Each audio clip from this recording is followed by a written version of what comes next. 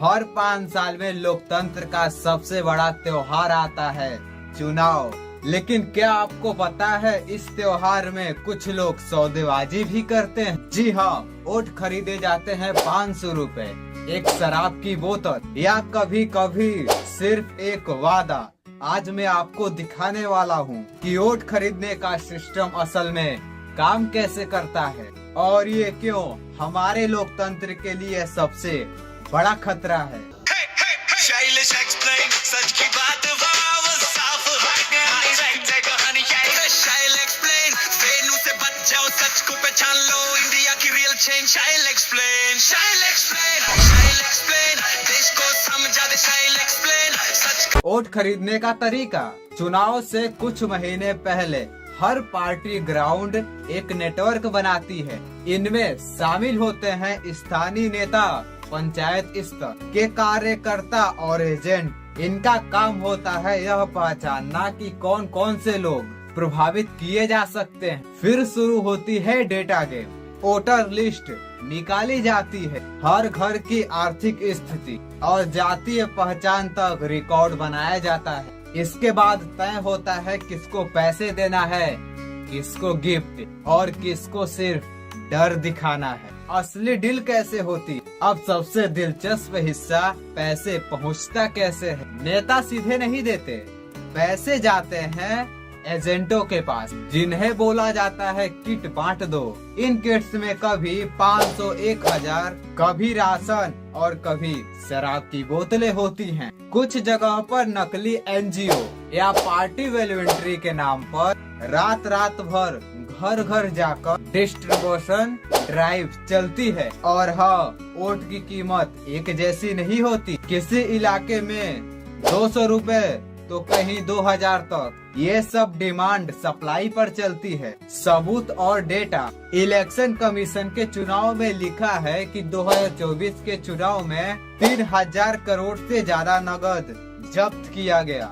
इसका मतलब है जो पकड़ा गया वो इतना था, तो सोचिए जो नहीं पकड़ा गया वो कितना होगा। नए न्यूज चैनलों के स्टिंग ऑपरेशन भी दिखाते हैं, कैसे वोटरों को पैसे और शराब दी जाती है। और सोशल मीडिया पर कई वोटर खुद बताते हैं, भाई पार्टी ए ने 500 रुपए दिया, पार्टी बी ने 1000 दिया, मैंने दोनों से ले लिया, लेकिन वोट अपने मन का डाल। यानी सिस्टम में भ्रष्टाचार और कॉमेडी दोनों चलती है। नतीजा और जागरूकता। सोचिए अगर कोई नेता वोट खरीद कर जीतता है तो क्या वो अगले 5 साल तक जनता का सेवा करेगा? नहीं, वो बस ये सोचेगा कि अगली बार फिर पैसों से वोट खरीद लेंगे। इसका मतलब जो जनता बिकती है वही अपने भविष्य को भी बेच देती है। इसलिए अगर कोई वोट के बदले आपको कुछ देने आए तो याद रखिए वो आपका मुफ्त का चीज नहीं, आपका हक छीनने की कीमत दे रहा है। लोकतंत्र नोटों से नहीं, सच्चे नागरिकों से चलता है। अगर दोस्तों आपने भी नोट किया होगा, हाल ही में साबुन, शैम्पू और पराठे सस्ते हो गए हैं, लेकिन दूसरी तरफ लग्जरी कारों और पान मसालों पर टैक्स अचानक 40% तक बढ़ गया है। तो क्या ये मोदी सरकार ने वाकई जीएसटी कम किया है या सब खेला गया है नया टैक्स गेम?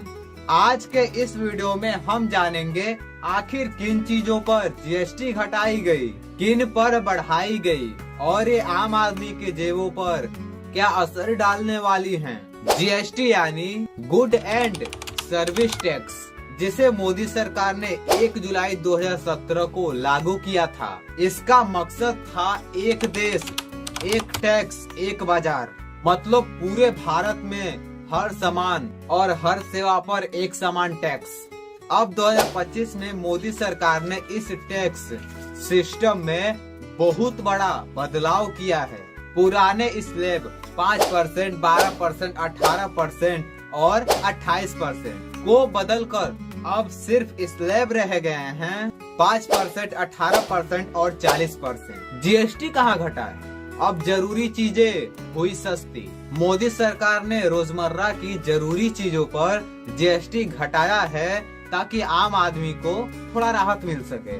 जैसे साबुन पहले 18% था, अब सिर्फ 5%। शैम्पू पहले 18% था, अब सिर्फ 5%। रोटी, पराठा, खाखरा, पनीर अब 0% से 5% तक। रेडीमेड कपड़े और जूते 5%। अब बाथरूम से लेकर किचन तक खर्च थोड़ा हल्का हो गया है। सरकार का कहना है कि ये बदलाव मिडिल क्लास और ओलर इनकम ग्रुप को राहत देने के लिए किए गए हैं। जीएसटी कहाँ बढ़ा है?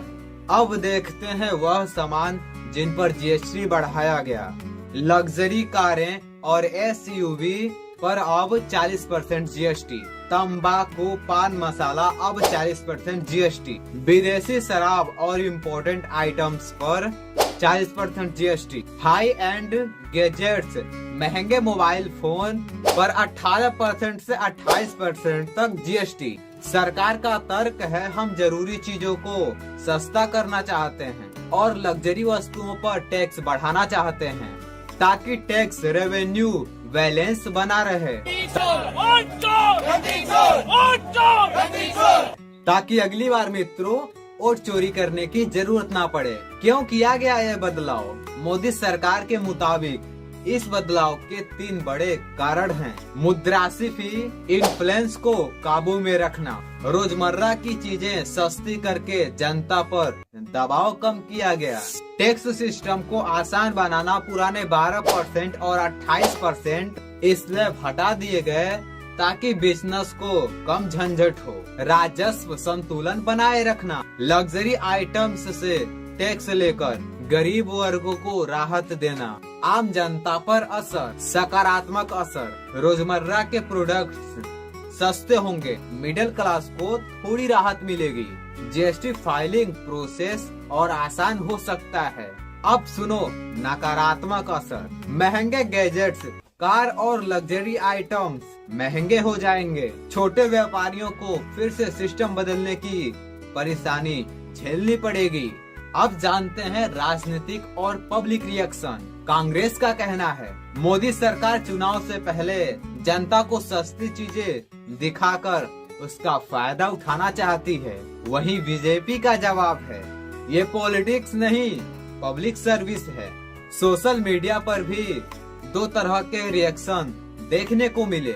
कुछ लोग कह रहे हैं अब थोड़ा सुकून मिला, तो कुछ लोग बोल रहे हैं महंगे फोन और कार खरीदने वालों को सजा दी गई है। विशेषज्ञों का मानना है कि इस बार जीएसटी बदलाव इन्फ्लेशन कंट्रोल प्लस वोटर सेंटाइमेंट दोनों को ध्यान में रखकर किया गया है।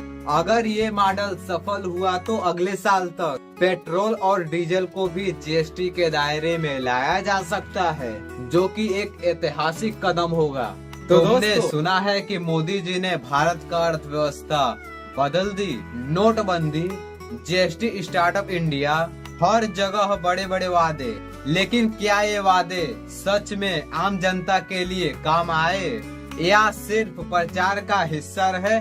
आज हम इसी सवाल का जवाब खोजेंगे। मैं बात करूंगा उन बड़ी आर्थिक योजनाओं की जिनके वादे बड़े थे और उनकी हकीकत क्या रही। मैं तुम्हें आसान भाषा में समझाऊंगा कि नोटबंदी, जीएसटी और अन्य योजनाओं ने आम आदमी के जीवन पर क्या असर डाला। डेमोनेटाइजेशन, वादा व्यस हकीकत। 2016 में मोदी जी ने अचानक 500 और 1000 का नोट बंद कर दिया। वादा था कि इससे काला धन खत्म होगा, भ्रष्टाचार खत्म होगा और डिजिटल पेमेंट बढ़ेंगे।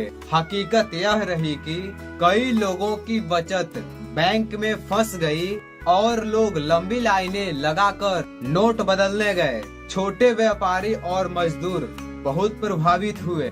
डिजिटल पेमेंट बढ़ा जरूर, लेकिन काला धन पूरी तरह नहीं खत्म हुआ।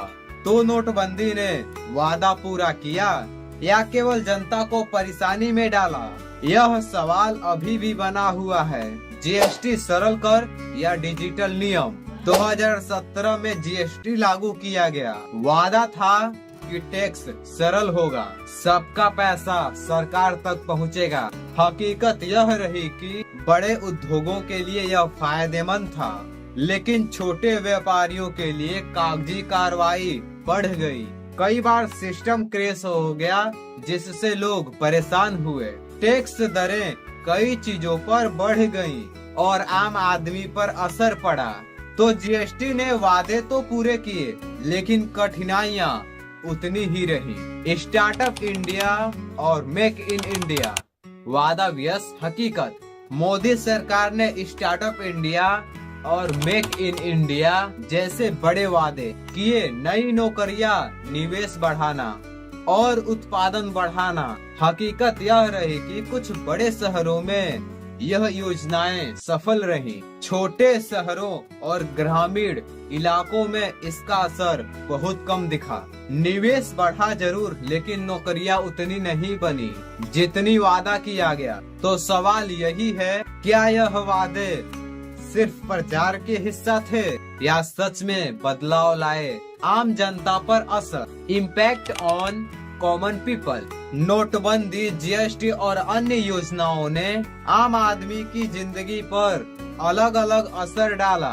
बैंक में लंबी लाइनें, कैश की कमी, टैक्स पेपर वर्क, रोजमर्रा की जिंदगी मुश्किल हुई। वही बड़ी कंपनियों और उद्योगपतियों को फायदा हुआ। यहाँ एक सवाल उठता है, क्या योजना केवल अमीरों और बड़े उद्योगों के लिए बनाई गई थी या सच में आम जनता के लिए? तो दोस्तों, मोदी सरकार की ये बड़ी योजनाएं, नोटबंदी, जीएसटी, स्टार्टअप इंडिया, वादों और हकीकत में फर्क दिखाती है। तुम क्या सोचते हो? क्या ये वादे सच में आम आदमी की मदद करने वाले थे या केवल प्रचार का हिस्सा था? अपनी राय कमेंट में जरूर बताना। मिलता हूँ अगले वीडियो में, तब तक के लिए जय हिंद, वंदे मातरम।